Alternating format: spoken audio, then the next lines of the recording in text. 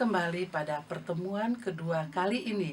Anak-anak, mari kita mengawali pertemuan kita ini dengan doa. Dalam nama Bapa dan Putra dan Roh Kudus. Amin. Anak-anak, pada pertemuan yang kedua ini kita akan belajar tema tentang tugasku sebagai citra Allah. Sebagai remaja, tentu kalian juga memiliki rasa bangga, senang ketika kalian diberikan kepercayaan untuk melaksanakan tugas-tugas tertentu dari orang tua, guru, ataupun siapa saja yang kalian jumpai. Pada saat kalian melaksanakan tugas dengan baik, tentu memiliki kepuasan tersendiri dan memberi manfaat untuk orang di sekitar kita. Namun, ada juga orang yang menyalahgunakan kepercayaan.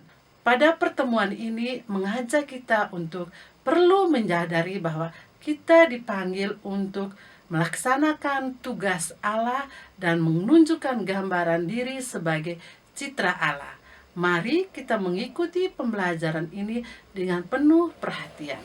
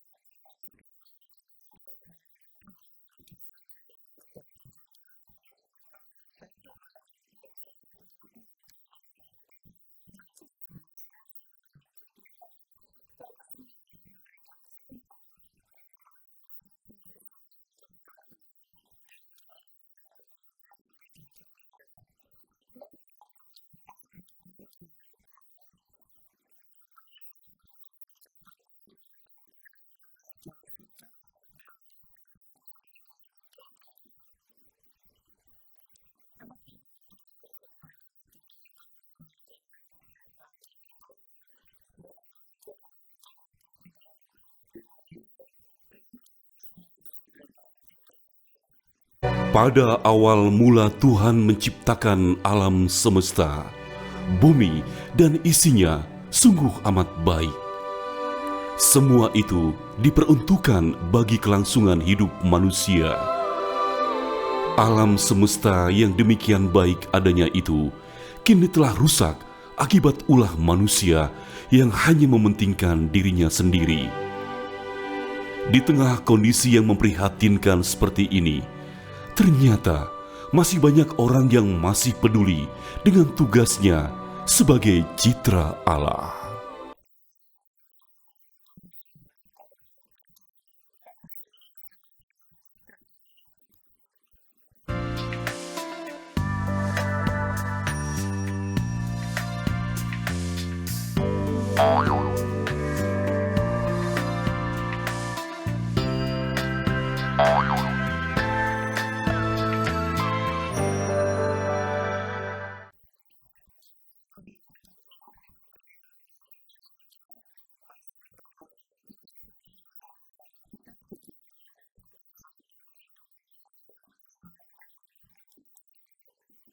Kejadian bab 1 ayat 26 sampai dengan 30.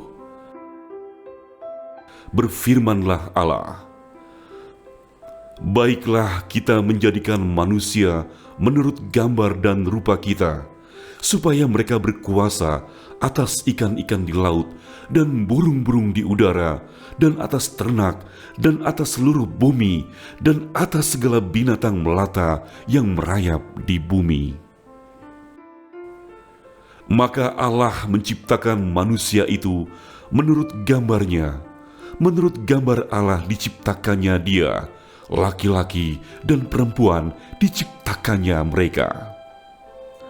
Allah memberkati mereka, lalu Allah berfirman kepada mereka, "Beranak cuculah dan bertambah banyak, penuhilah bumi dan taklukkanlah itu.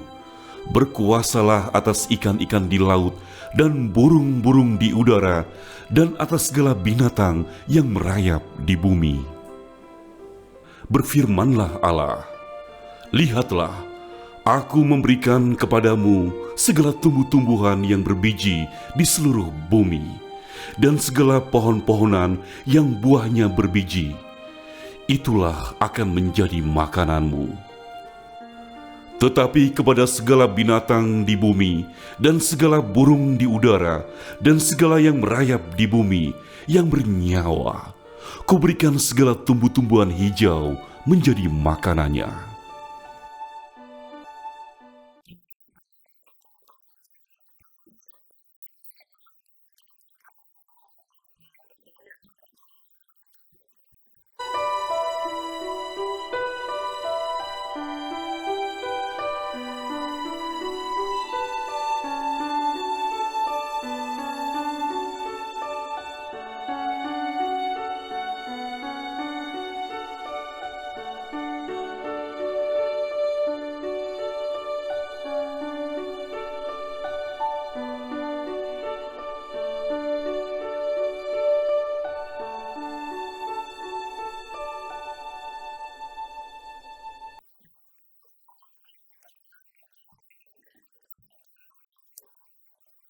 Dalam kitab Kejadian bab 1 ayat 26 sampai dengan 30 ditegaskan bahwa manusia diciptakan menurut gambar dan rupa Allah. Kepadanya lah diberi kuasa untuk mengelola dan memelihara bumi dan isinya. Kuasa manusia terhadap bumi dan isinya bersifat terbatas atau tidak mutlak karena berasal dari Allah. Maka pengelolaannya pun harus menurut kehendak Allah, Sang Pencipta. Namun seringkali kita melihat perilaku dari sebagian manusia yang tidak melaksanakan tugasnya sebagai citra Allah dalam mengelola alam semesta. Mereka membuang sampah secara sembarangan. Hasil hutan dan hasil bumi dieksploitasi secara besar-besaran tanpa mempedulikan kelestarian alam. Bumi tempat kita tinggal menjadi rusak. Bencana banjir, tanah longsor terjadi di mana-mana. Berbagai bencana terjadi seakan tidak pernah berhenti. Peristiwa ini menyadarkan kita untuk berlaku arif dalam memperlakukan alam. Menjadi tugas kita untuk terlibat secara aktif dalam memperbaiki alam yang sudah terlanjur rusak dengan ikut terlibat dalam penghijauan, menanam pohon di lingkungan kita tinggal, membuang sampah pada tempatnya. Kita adalah sahabat alam. Hal yang dapat kita simpulkan dalam pelajaran ini adalah: A. Kitab Kejadian bab 1 ayat 26 hingga 30 menegaskan panggilan Allah yang agung perlu ditempatkan dalam konteks keselamatan yang dikehendaki Allah sendiri, yakni keselamatan secara utuh dan terpadu atau integral. Tidak hanya menyangkut keselamatan diri sendiri, tetapi juga ciptaan lainnya. B. Kuasa manusia sifatnya terbatas, maka harus dijalankan secara bijaksana dan bertanggung jawab sesuai dengan rencana dan kehendak Allah. Maka manusia tidak boleh bersikap sewenang-wenang. C. Saatnya kita mengembangkan ketaatan kepada Allah dengan menampilkan citra Allah sebagai pencipta dan pemelihara. Mulailah dengan hal-hal kecil, misalnya membuang sampah pada tempatnya, menanam pohon atau bunga di rumah, dan terlibat dalam gerakan penghijauan.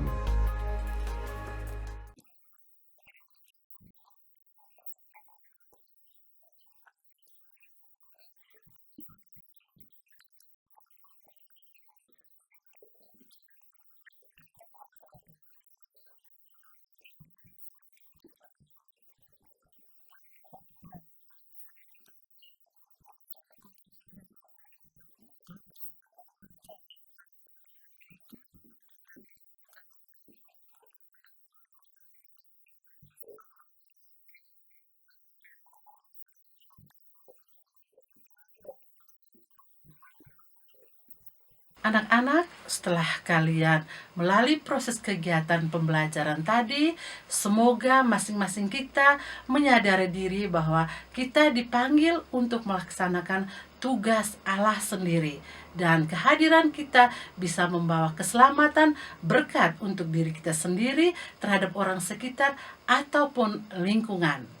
Anak-anak, sebagai pesan akhir bahwa ibu perlu mengingatkan ada tugas yang pertama dan tugas yang kedua.